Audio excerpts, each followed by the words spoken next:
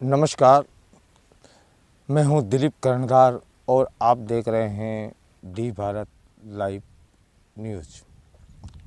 सच के साथ और सबकी बात में आज मैं दर्शकों और चाहने वालों को लेकर आया हूं एक सत्यता भरी एक रिपोर्ट। उससे पहले थोड़े समय के लिए मेरी बात सुन लीजिए। एक पत्रकार की ज़िंदगी खुली किताब होती है और लगभग मेरी ज़िंदगी तो खुली किताब है। एक पत्रकार, ग्रामीण क्षेत्र का पत्रकार एक सार्वजनिक जीवन जीता है। मैंने दूसरा कोई काम ही नहीं सीखा पत्रकारिता कला, 1994 से यही काम कर रहा हूँ।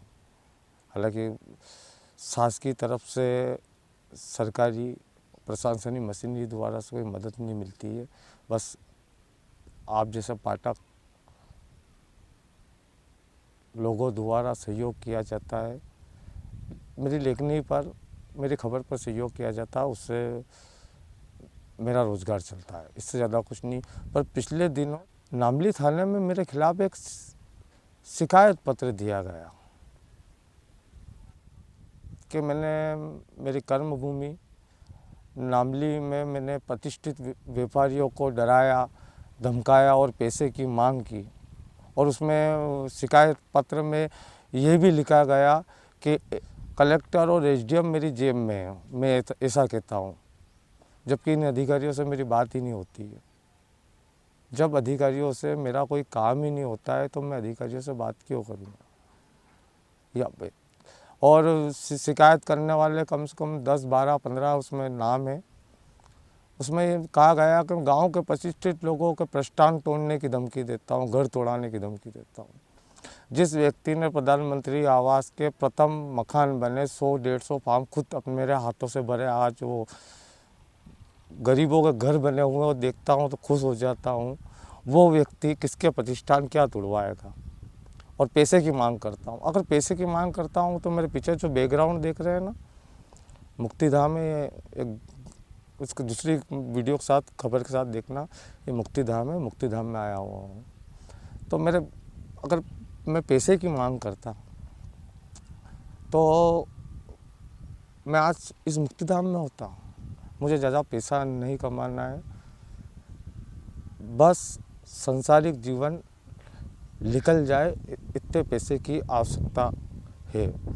मैं कोई इतना कारोबारी पीयूष जैन नहीं हूँ जो मेरे पे ऐसे मनगढ़ंत आरोप लगाए गए। और उसमें आधे ऊपर जो शिकायत पत्र मेरे खिलाफ दिया गया है उसमें आधे ऊपर नाम फर्जी है। ये तो पुलिस का जांच का विषय है, पुलिस मेरे बयान चाहती है। मैंने भी मामा शिवराज सिंह चौहान से मांग की है। मेरे साथ असली पत्रकार संघ के सभी वरिष्ठ पदाधिकारी, रमेश जी टाके, रमेश जी गोयल है, किशोर जी दड़िंगे, राकेश जी आड़ा है और जितने तमाम पत्रकार है, इन सबने कल इस मामले को लेकर थाने में ज्ञापन दिया है। पत्रकारों के खिलाफ जब झूठी शिकायत ना हो, इन सबका धन्यवाद। पर उन्होंने जो आरोप लगाए, मैंने किस नामली की जनसंख्या का आधार भी देखे और शिकायत पत्र में जो जितने नाम देखे उसके आधार पे भी वो अपने आप में वो शिकायत पर निराधार लगता है। क्योंकि सच्चाई की पत्रकारिता में मैंने देखा है कि सच्चाई की पत्रकारिता में बहुबोली लोग, और इस षड्यंत्र के पीछे कौन है मैं सब समझता हूँ। ये सभी कानूनी रिजर्व। पिछले 2 वर्षों से मैं केवल यही लड़ाई लड़ रहा हूँ कि गरीबों को कॉलोनियों में पूरा हक मिलना चाहिए। मेरा नामली क्षेत्र के ग्रामीण क्षेत्र के जितने मेरे क्षेत्र, कर्मभूमि के क्षेत्र के गाँव में पहले रेरा कानून क्या था, क्या नहीं होता है, क्या गार्डन की सुविधा मिलती है कि नहीं मिलती है कॉलोनियों में, ये किस किस से पास होना चाहिए नक्शा, ये जानकारी नहीं थी। डी भारत लाइव न्यूज़ पर खबर प्रकाशित होने के बाद ही कहीं न कहीं महकमा चेता है। वैसे वो माननीय मुख्यमंत्री शिवराज सिंह चौहान ने भूमाफियाओं के खिलाफ यूँ भी अभियान छिड़ रखा है। उस अभियान के अंतर्गत कार्रवाई हो रही है और मेरा काम है दिखाना।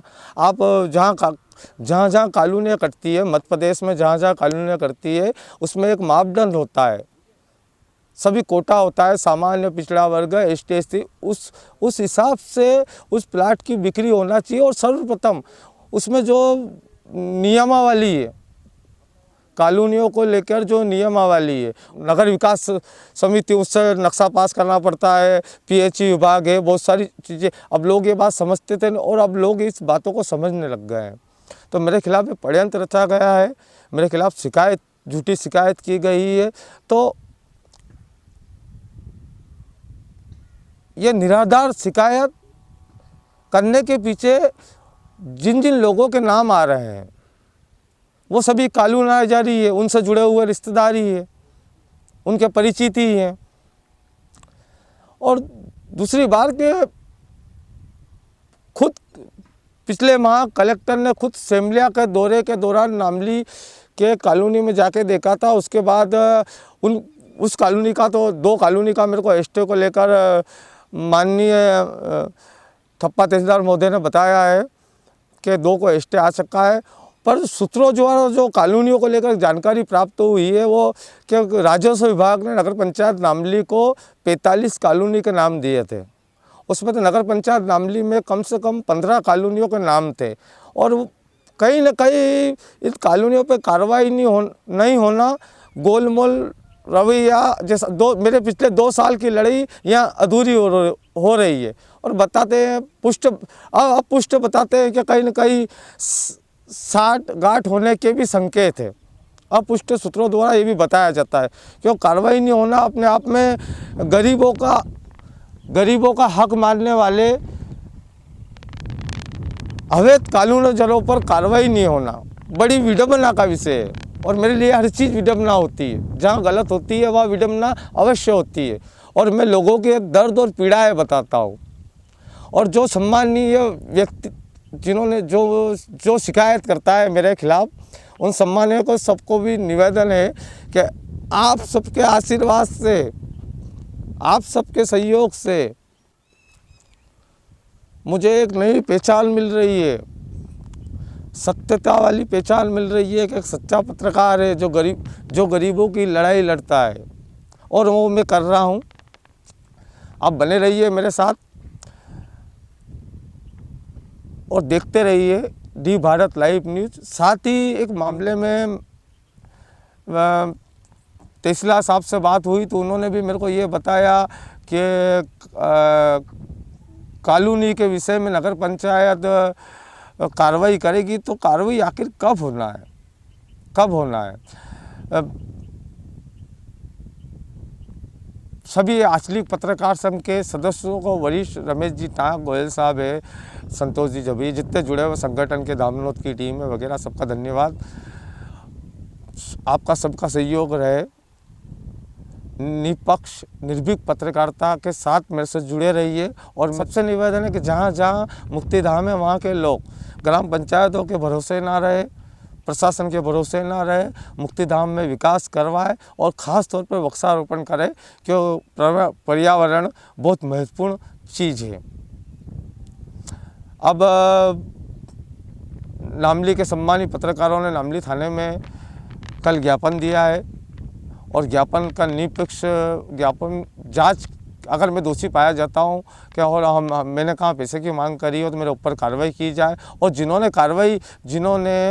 जिन्होंने जो आवेदन दिया है उसकी जांच की जाए और उन्होंने झूठा आवेदन दिया है तो उन पर कार्रवाई की जाए। यह मेरा जिला प्रशासन से, स्थानीय पुलिस से और मिलने वालों से निवेदन है कि इस मामले में मेरा सहयोग करें। पत्रकार हालांकि मेरे साथ है और मुझे देखते रहिए, चैनल को सब्सक्राइबर कीजिए, मेरा मनोबल बढ़ाइए। देखते हैं कि पुलिस इस मामले में आगे क्या करती है, इनके बयान क्या लेती है, कौन क्या बयान देता है, कितने झूठे बयान देता है। नहीं तो जिन व्यक्तियों ने झूठे साइन किए, मामला चलाया, उनको मानहानि का दावा लगाया जाएगा। आप सबके सहयोग से मेरा सहयोग कीजिए।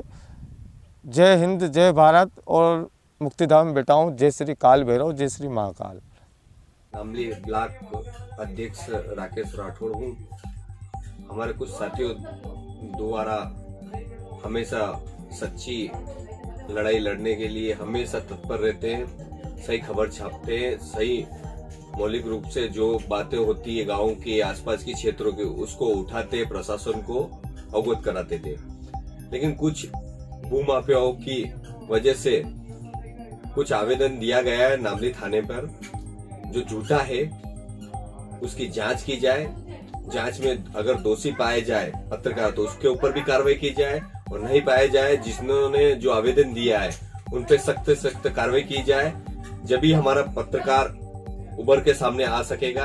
और ये हमने जिला अध्यक्ष, जिला कलेक्टर को भी ज्ञापन दिया है, मुख्यमंत्री के नाम को ज्ञापन दिया है, और तहसीलदार को भी, नामली तहसीलदार थप्पे को भी हमने आवेदन दिया है कि इस पर सख्त से कार्रवाई की जाए और पत्रकारों पे जो झूठा आरोप लगा रहे हैं उन पे सख्त से कार्रवाई की जाए। सर, क्या मामला रहा आज जो पत्रकारों ने ज्ञापन दिया है? क्या अवैध कॉलोनियों को क्या है पिछले समय से?